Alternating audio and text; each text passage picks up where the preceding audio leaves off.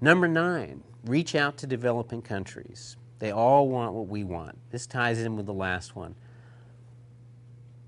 The cell phone was an example of a technology that allowed the third world to bypass land-based phone lines.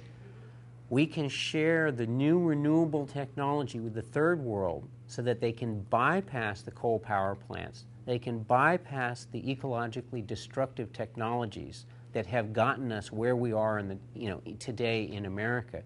By developing the new technologies and reaching out to the developing countries, we can prevent them having to take the same ecologically destructive path that we took. Number 10, replace coal-burning power plants. Right now, China is adding power plants equal to the entire United Kingdom's power plants every single year.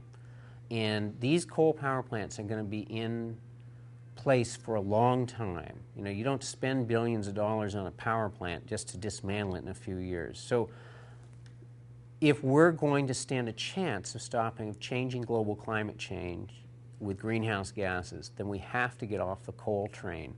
And getting off the coal train means sequestering carbon if that's possible. We don't know if it's really feasible yet. And it means developing the alternatives as soon as possible so that we're not building more power plants and then we're eventually shutting down the coal power plants. We keep relying on coal. Coal will eventually run out. But by the time it runs out, we may well have a planet we can't live on if we keep going down that path.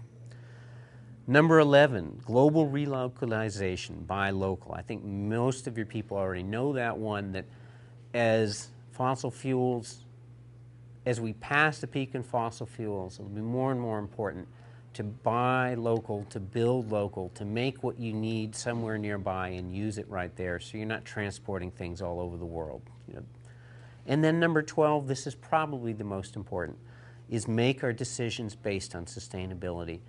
Every business decision, every decision of which technology to use to apply in something, we must use our best resources and our best minds to evaluate it based on its sustainability. And if it's not sustainable, then we say, no, it's not ethical, we won't do it that way.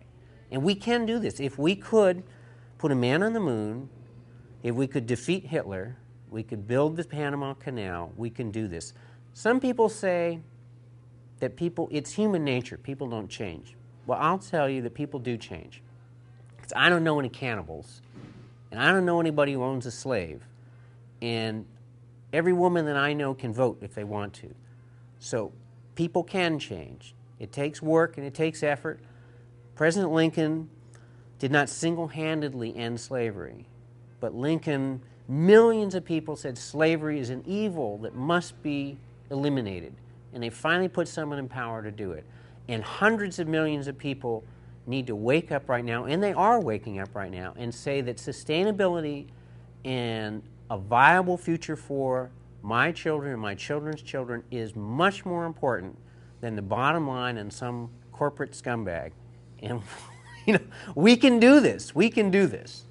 We can do it.